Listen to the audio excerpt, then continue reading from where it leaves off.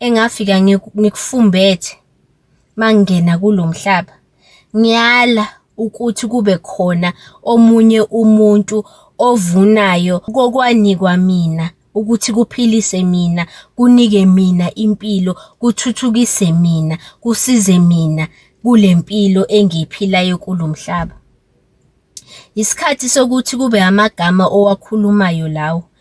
Uzogwema ukuthi kube khona abantu abasebenzisa okungokwakho beloku bethepha into ama-blessings akho, beloku besebenzisa okungokwakho without even your knowledge or your actual consent, because ngesinye isikhathi siyavuma uthola ukuthi-ke wavuma but wavuma ephupheni, wawungazi futhi nokuthi kwenzakalani ngoba labantu bayaganga phela ngithi basivumisa izinto silele siphupha singazi nokuthi kwenzakalani, and thola ukuthi-ke awukakazi ukuthi lezi zinto zakho fanele uyivikele kanjani. Uthola ukuthi-ke noma uphaphama uthi ukuthi hayibo bekwenzakalani, njengami nje engaphupha kunekhazini yami ingishutha ingitshela ukuthi angibhekele ingishutha ngingazi ukuthi-ke leyo nto engiyiphuphayo loyo muntu uyangithwebula noma uthwebula iy'nhlanhla zami, ufuna ukusebenzisa ubukho bami lapha ngey'ntelezi zakhe nangemithi yakhe ney'nyanga zakhe, azenze ngazathi uyimi ukuze konke okubekelwe mina nako konke okuthunyelelwa mina okuyibusiso zami kufikele kuye. Ngangingakazi nami ukuthi kwenzakalani, but in my awakening, because kuhambe kufike lapho ovuka khona, in my awakening yilapho engabona khona nga-realize ukuthi no man, yazi engafika ngikufumbethe okubekelwe mina okuyisabelo sami yimi kuphela okwazi ukuthi akulawule, kusabela kimi ngoba kuyisabelo sami. Akekho omunye umuntu onamandla phezu kwalezo zinto ungidlula mina, even though sebebenefithile ngendlela ababenefitha ngazo, but it doesn't mean ukuthi-ke akufanelanga ngilwe.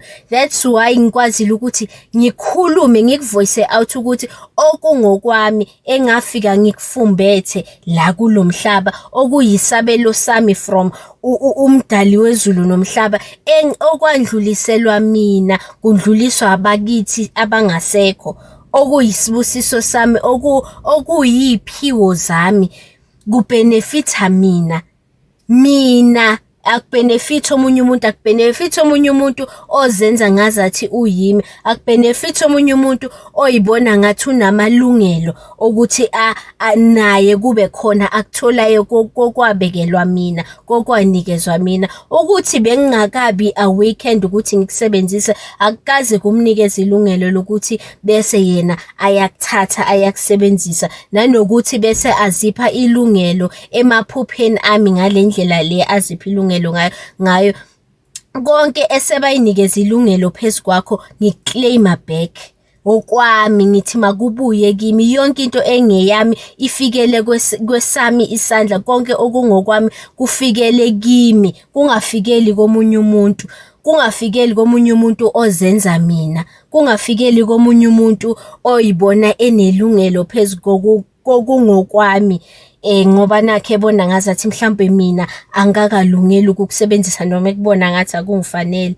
Yazi, you must understand ukuthi okwanikezwa wena okuyisabelo sakho kusabela kuwe, akusabeli komunye umuntu. So ungaloku uthuswa yinyanga, ungaloku uthuswa ubuthakathi, ungaloku uthuswa yimithi, because you are the most powerful over okwanikezwa wena. Akunanyanga, akunantelezi, akunandumba, akunasigubhu esinamandla udlula wena. Start speaking over okungokwakho, start claiming it back. It's yours and kusabela kuwe wedwa. Ungakudoubt lokho, ungakungabazi lokho, qala ukhulume nakho. Qala ukhulume nakho ukubiza ukuthi akubuye kuze kuwe, ngoba okwakho akusikona okomunye umuntu, akunikezwanga omunye umuntu. Ukube kwakufanele babenefithe kulezo zinto lezo okungezakho, kwakuzonikezwa bona, kodwa kunikezwanga bona ngoba nakho kungokwakho, akusikona okwabo. Start speaking power into izinto ofuna ukuyibona zenzeka, uzobona. kuzolunga. Amazwi akho phezu kokungokwakho kuzohlula imithi yabo, kuyohlula iy'ndumba abayigijima ubusuku nemini, kuyohlula yonke into imithi yabo asebeyisebenzisile. Just trust your power over okungokwakho.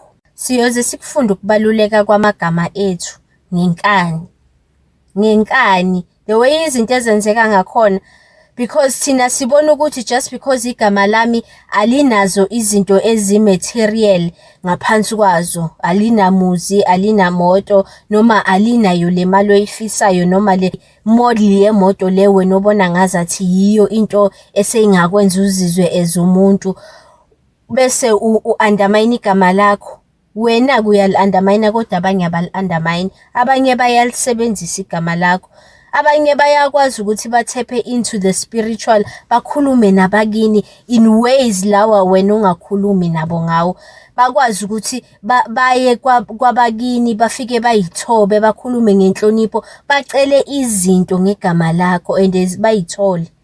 Benze ngazathi lezi zinto bayicelela ukuthi zizosiza wena, zizobhenefitha wena, whereas they know ukuthi-ke ngeke baze bakwenze lokho. Kodwa mangabe befike bekhuluma bebiza igama lakho lapha abasuke belibiza khona, becela lokho abasuke becela ngegama lakho, basuke bekumaskile lokho, basuke sebesebenzise whatever lento abayisebenzisile ukumaska ama-true intentions abo.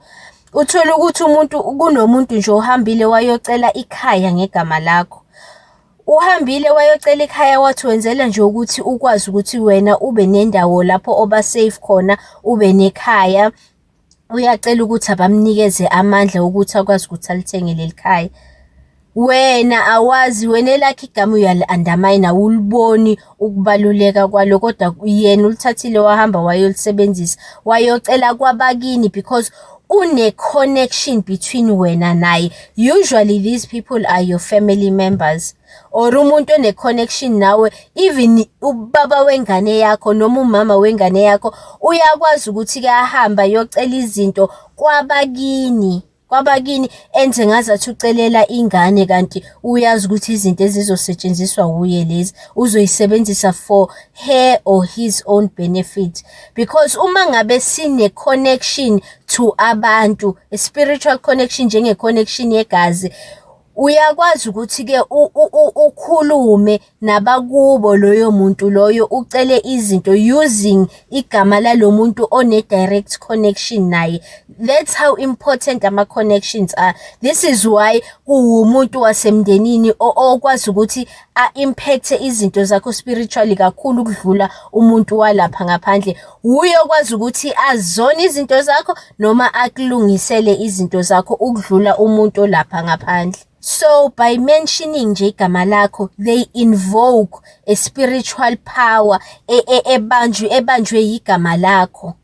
In the spiritual realm bakwazi ukuthi bacele izinto ngawe lezi wena ongayicela. Ngithi wena awunawo umsamo. Enye iproblem yethu, asinayo imsamo yethu, sisebenzisa imsamo yasekhaya. Uthola ukuthi emsamo wasekhaya ma ungekho wena omunye uyangena afika acele lapha, afika abiza igama lakho, afika acele kuloyo msamo wasekhaya. Kanti ukuba unomsamo wakho, umsamo wakho uyakwazi ukuthi ukhulume kuwo every single day, ufike usho ukuthi uyacela ukuthi konke okungokwakho, sonke isabelo sakho sifikele kuwe, sibhenefithe wena, singafikeli komunye umuntu. Futhi kungabi khona omunye umuntu okwaziyo ukuthi acele izinto ngegama lakho ezifike zingakufinyeleli wena. Yonke into ecelwa ngegama lakho, nayo yonke into okungeyakho eyisabelo sakho, ifikele kuwe, ingafikele ezandleni zomunye umuntu. And bakunikeze futhi nobuhlakani bokuthi ubone into mangabe kuyeyakho futhi iyisabelo sakho, iyisibusiso sakho, and ukwazi futhi ukuthi ube namandla ukuthi uyinakekele, uyiphathe kahle, uyivikele. Yizinto efanele ngabe uyikhuluma emsamo wakho. Kodwa nami lento yokuba nomsamo wami obhekane nami lapho mina engikhuluma kuwo, into engiyazi manje sengimdala, so all along bengingakwazi. Uthola ukuthi umuntu uyahamba uyocela indlu ngegama lakho, kodwa athi-ke akwazi ukuthi awuthole ngoba uhleli nawe kuloyo muzi. Uhleli nawe kuloyo muzi, uyobona ngelikade mayisezama mhlawumbe ukudayisa noma esezama ukuthi-ke awunikeze omunye umuntu noma omunye umuntu abhenefithe kuwo, uphucwe wena lawo ma-benefit, ubone lapho-ke idlozi selikulwela ukuthi phela manje wena usenayo i-direct benefit to lento le ebeyicelwe ngegama lakho. Ubone mangabe sekulwela, ubone into isi-reverse ibuyiza egameni lakho, ungazi nawe ukuthi kanjani into ongazange uzuyicela, uthole ukuthi but khona owakwazi ukuthi ahamba ayoyicela in your name, in your honor spiritually. Ezinye izinto ekufanele sibe aware of zona lezi, and I feel like sibaningi esasingazi and bakhona futhi abangakazi. Yingakho kubalulekile ukuthi ube nawo umsamo wakho. Wena ukhathazeke ngembono yabantu abangakufiseli lutho enhle, ukuthi mangabe bebona noma bezwa ukuthi wena uzama ukulungisa impilo yakho bazothini. Yiyo imbono yabantu leyo ikhatheze ngayo, uzuyanqena ukuthi usukume wenze ezinye izinto ezizokusiza ngenxa yokuthi abantu abangakufiseli lutho enhle bazokhuluma ngawe. Ucabanga ukuthi wena abantu abangakufiseli lutho enhle ikhona into enhle abake bayikhulume ngawe? Ikhona into e-positive abake bayibone kuwe? Labo bantu okhathazeke ngabo kangaka, do you think ukuthi uma bengakubona wenza into e-right ukuthi bangavuma ukuthi-ke yinhle lento yenzayo mangabe beyibona yenziwa wuwe? Yabona size singayilungisi nje iy'mpilo zethu because we are overly concerned about ama-opinions abantu abangasisizi ngalutho, abangasifiseli lutho enhle, and abangasiboni nje thina as abantu abafanele ukuphumelela nabantu abafanele ukuphila kahle. So lento yokuthi wena uzoloku uyikhathaza ngembono yalabo bantu, mina angikwazi ukuthi yini leyo hope to get out of that. Yini leyo hope ukuthi uzoyi-achieve ngokwenza kanjalo? Because umuntu ongakufuni nje akakufuni. Ayikho futhi into ongayenza ukuthi umenze ukuthi akufuni. Awukho futhi u-right no wrong, u-right no positive awubonayo ngawe. So zikhulule kulelo gedangu lokuzama ukumjabulisa ngezenzo zakho, because vele ayikho into emayelana nawe ayibona i-right. Emehlweni akhe nje wena you can do no right. Ngisho izinto ezimbenefithayo yena uyakwazi ukuthi abone u-wrong kulezo zinto lezo. So zikhulule, zikhiphe kulelo jele elingenangidi, zikhiphe, uyikhulule, uwenze izinto ey'jabulisa wena, wena othi mangabe uzenza uyibone wena ukuthi yayi-right-ke lento engiyenzayo ngempilo yami. Impilo yakho nezenzo zakho ayimakwe wuwe manje, ayimakwe yidlozi lakho manje, ayimakwe uNkulunkulu. Uyeke ukuloku makwa abanye abantu la ngaphandle, especially not abantu abanganendaba nawe, abangafuni ukukubona ukhululekile ngokomphefumulo, ujabulile futhi izinto zikhambela kahle. Zikhulule.